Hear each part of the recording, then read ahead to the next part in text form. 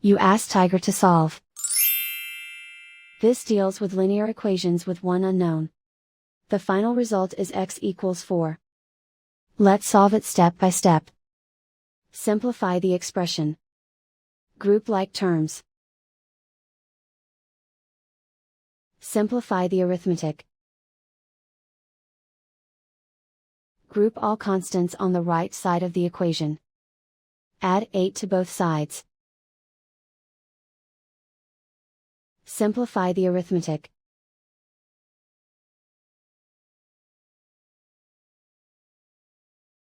Isolate the x.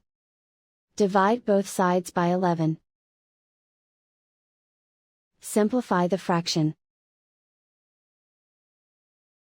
Find the greatest common factor of the numerator and denominator.